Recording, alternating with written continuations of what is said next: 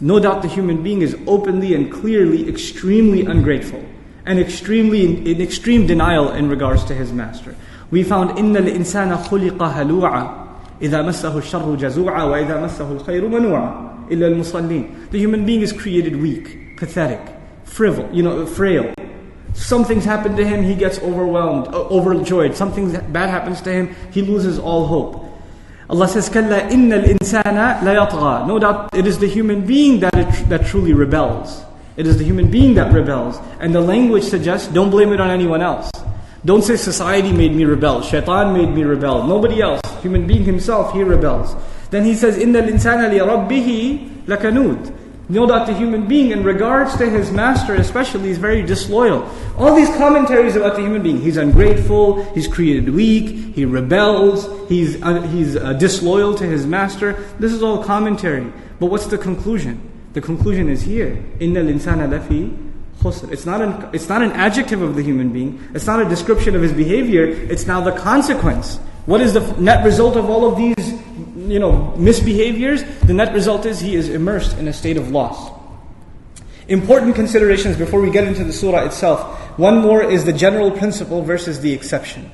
Whenever you use the word illa, except, you are talking about what we call in English an exception. What is in majority? What is more in number? The rule or the exception? The rule is in more number and the exception is very few. You say everybody came except that one. When you use except, you're talking about one or two or a few that didn't come, everybody else is here.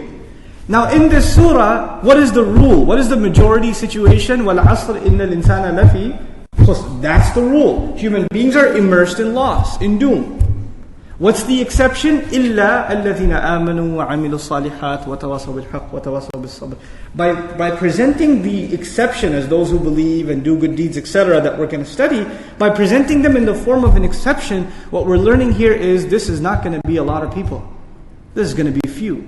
The vast majority of human beings will be in loss.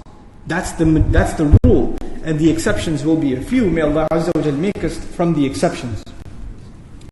So now, we talked about Surat At-Tin having more of a style of tabshir, and this one having more of a style of indar, meaning good news versus warning. The other thing that's very important to highlight is Surat At-Tin mentioned ajr. إِلَّا الَّذِينَ آمَنُوا وَعَمِلُوا الصَّالِحَاتِ فَلَهُمْ أَجْرٌ غَيْرُ مَمْنُونٍ. Right? This surah doesn't mention any ajr. Ajr means reward. There Allah said, a reward that will never be discontinued, a reward that will never be forbidden from them. He uses those words. But in this surah, there's no mention of reward. The only mention is human beings are in loss except these people.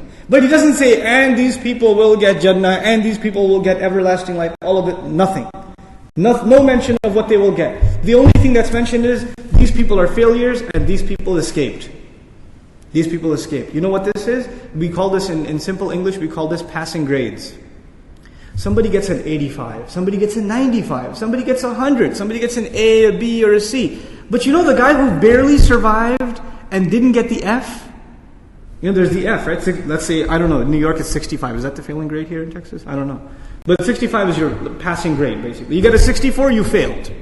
You get a 64, you failed. Now whether you get a 34, or 30, a 0, a 25, all of them get what grade? F. That's all an F. The only thing that will survive is 65 or above. You understand? Like passing grade or above. This surah is not talking about higher levels of success. Other surahs talk about success. They deal with what jannat, what gardens, what treasures. That's the subject matter of other surahs. This surah, the subject of it is who is not a failure. Now I put it in those terms because I want you to understand. This surah describes the bare minimum, the bottom line. Who is above the failing grade? Because anybody who didn't meet this minimum requirement is obviously what? A failure. They're a failure. So this surah is not about earning Jannah. This surah is more about escaping hellfire. This surah is not about success. It's more about survival. Which leads me to this very, very critical discussion that we need to have today. What is the difference between talking about success and talking about survival? My contention is this surah is not talking about success. What's it talking about? Survival. What's the difference between the two? You see, survival is something, when your survival is being questioned, you forget everything else. When you're drowning, when you're in a building with fire in it, right? When there's a danger headed your way, when your survival is in question, you forget everything. And when your survival is in question, there is no time for you to talk about your what? Success. There's no need to talk about success. I mean, if you're working in an office and you're talking to your boss about getting a promotion, what are you talking about? Success. But the building went on fire, and you say, let me finish talking about my promotion first. I haven't just finished negotiating with. Does that make any sense? No. Because you can't talk about success unless you've already secured your own survival. You understand? So before we talk about higher levels of paradise and higher success, what do we have to ensure we're okay with? At least we're surviving. We're not in the failing grade. That's the urgency of this surah. The bare minimum. The survival.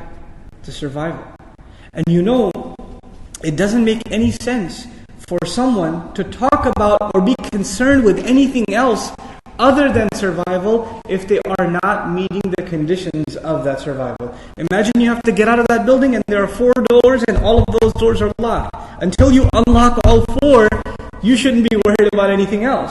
These are the 4 locks. Al-Iman, Al-A'mal al-Salihah, Tawasib al-Haq, Tawasib al-Sabr. These are the locks to your survival. You have to unlock all of these things so you and I can survive. That's the scenario that's being drawn for us in this profound surah. Also, this surah proves something very, very important. I keep saying there are 4 conditions. One of the benefits of knowing that there are 4 conditions is that this surah proves that being good on your own is not enough. Being good for yourself is not enough. Our deen is not just a concern with ourselves, it's also a concern with other people. And you're not doing it for other people, for them, you're actually doing it for yourself. And this surah is the proof. Why? Because Allah said, you are in loss unless you do, yes, iman and amilu salihah. That's for who? That's what I do. But tawasi bil haq, getting the truth to other people. Telling each other to be perseverant and remain committed. Is that about you or other people now? That's others. And you know, tafa'ul in Arabic, from which tawasi comes, it has ishtirak in it, people working together. So it proves, it actually necessitates the concern for others in this quest for our own salvation. Ash-Shawkani rahimahullah commented, it includes ad-du'a ila ad-din, wal-nasiha fi ad-din, wal-amr bil-ma'ruf, wal-nahy al-munkar. This tawasi bil-haq, tawasi bil-sabr, what does it include? You're calling people to the deen. You are giving people counsel and advice. That's part of tawasi bil-haq. You're enjoining and you're commanding to the good. You're forbidding and standing up against evil. This is all part of surviving yourself. You can't just be a Muslim in your own little circle and not be concerned with the evils and the problems outside. You have to take them on and at least speak out against them.